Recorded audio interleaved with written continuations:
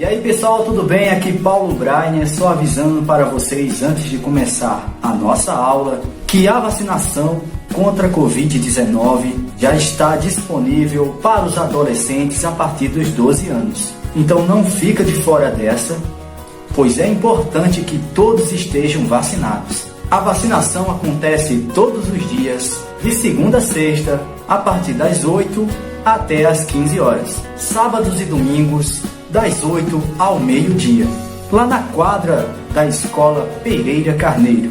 Os adolescentes que estão na zona rural devem procurar a unidade de saúde mais próxima e fazer o agendamento da vacina, tá? É importante que vá acompanhado de um responsável maior de 18 anos. Então, galera, tá esperando o quê? Vamos juntos combater esse vírus. Atenção, porque vai começar a aula de matemática. Boa tarde, galera. Vamos para mais uma aula de matemática do 9º ano. Nossa aula de hoje vai ser sobre construção de desenhos em perspectiva de objetos sólidos, geométricos, plantas baixas e etc. Vamos começar com representações em perspectiva, certo? Então, vamos analisar para que na realidade serve, né? Primeiramente, quando se fala em representação em perspectiva, falamos de um objeto em 3 dimensões. O que seria 3 dimensões? Ela vai ter a altura, a largura e a profundidade, ok? Ou seja, aonde eu posso utilizar isso daí? Quando o camarada vai fazer um dado, certo? A representação de um dado no caderno, eu posso dizer que eu estou fazendo um desenho em perspectiva 3D, certo? Por quê? Porque eu vou ter a altura, a largura e o comprimento, ou a profundidade, certo? Aonde é utilizado isso daí? Essa técnica consiste em representar conceitos geométricos, um objeto plano de modo que pareça que ela tem 3 dimensões, né? Nessa imagem, por exemplo, no número 1, você está vendo a face dessa figura, ou seja, só o quadrado, certo? Na figura 2, eu já vejo a representação em 3 dimensões, ou tridimensional, certo? Vamos observar melhor quando eu coloco, por exemplo, uma malha, essa malha aí, né? Que essa malha ela tem uma perspectiva aí, aonde eu tenho um ângulo de 120 graus. Como assim, professor? Olha aí no caso, ó.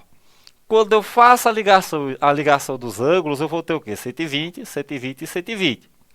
Eu vou ter, no caso, a linha X, uma linha Y e do outro lado a linha Z, que na isometria é como se tivesse posicionado em um sistema de eixo formado, certo? Onde esses ângulos são de 120 graus e as malhas são triangulares. Por exemplo, quando eu faço o desenho daquele primeiro objeto em cima desse caso que eu falei para vocês, onde eu tenho o X, o Y e o Z, eu consigo perceber que ela vai ter a profundidade, né? Vou ter a largura e também vou ter a altura, certo? Mas para representar melhor, seria mais fácil você desenhar numa malha triangular, como você pode ver na última imagem aí. Já eu tenho a parte cavaleira. O que seria a cavaleira? Uma das vistas do objeto não sofre distorção, certo? Por exemplo, criando uma representação do cubo, nessa perspectiva, né? Eu vou pegar a face azul, que seria a minha vista frontal, a face que não é distorcida, ou seja, você consegue perceber que é um quadrado, né? Já a face de cima, a laranja, né, superior, ela seria representada por um paralelogramo. Assim como a face amarela, certo? Então você pode ver que ela vai sofrer como se fosse a representação de um ângulo de inclinação, onde está representado por 45 graus, certo? Aonde esse objeto ele é observado em proporção, certo? Entre as medidas dos comprimentos das arestas, ok? Esses dois tipos de perspectiva são utilizados em ilustrações técnicas, como por exemplo, quando o cara tira uma foto, igual essa foto que está aí, ó, prédios coloridos em Burano, na Itália, né?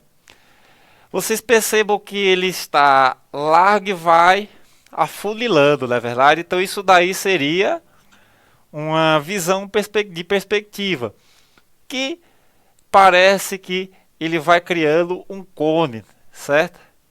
Então ele diz, essa técnica é aplicada a partir de retas e um ponto de fuga, ou seja, coloca-se um ponto lá embaixo e a partir desse ponto eu começo a traçar algumas retas que dê a impressão que eu esteja vendo lá no final como se fosse um cone. Ela começa larga e vai afunilando, como eu já disse, certo? Essas retas elas são denominadas como linha do horizonte, certo? Já os desenhos em perspectiva, ele é mais utilizado para a construção de peças e assim sucessivamente, como por exemplo objetos, certo? Então ele diz o seguinte, uma das formas de representação é a geometria descritiva, ou seja, vistas e cortes, certo? Então eu tenho um desenho aí, ó, esse desenhozinho. Coloquei numa malha de triângulos, né, equiláteros, e ele vai produzir o mesmo efeito de uma perspectiva isométrica, né? A principal característica aí é preservar as relações de congruência entre segmentos, ok? Então, ó, vamos pegar o primeiro passo aí. Como que eu vou criar, né, a representação de um paralelepípedo retângulo em perspectiva cônica? Primeiro passo, traçamos a linha do horizonte e marcamos o ponto de fuga. Então, para traçar uma linha lá em cima e marco um pontozinho nessa linha, certo? Desenhamos o retângulo ABCD. Nesse exemplo, o objeto está posicionado abaixo da linha do horizonte e à direita do ponto de fuga, ou seja, tracei a linha de fuga, a linha de horizonte, o ponto de fuga e fiz o desenho desse paralelepípedo mais abaixo e puxando um pouco para o lado, certo? No passo 2, construímos os segmentos que ligam cada um dos vértices do retângulo ao ponto de fuga. Então eu começo a traçar retas para esse ponto de fuga através do ponto A, B, C e D, certo? No terceiro passo, traçamos um segmento paralelo a AD, um paralelo a BC e algum paralelo a CD. AB formando outro ângulo do fundo cujo vértice pertence ao segmento traçado do segundo passo. Então você já consegue perceber que a gente já vai dando profundidade a esse paralelepípedo, certo? No quarto ele diz, reforçamos os segmentos que representam as arestas do paralelepípedo e apagamos as linhas excedentes, ou seja, a linha do horizonte e o plano de fuga, ou seja, aquelas linhazinhas traçadas que até a linha de horizonte a gente apaga ele e percebemos que conseguimos fazer um paralelepípedo em perspectiva, certo? Perspectiva cônica, beleza? Vamos para o primeiro exemplo. Ele diz, em quais itens a seguir a representação está em perspectiva? Então, se você analisar a letra A, eu vou ver que ele está em um plano 2D, né?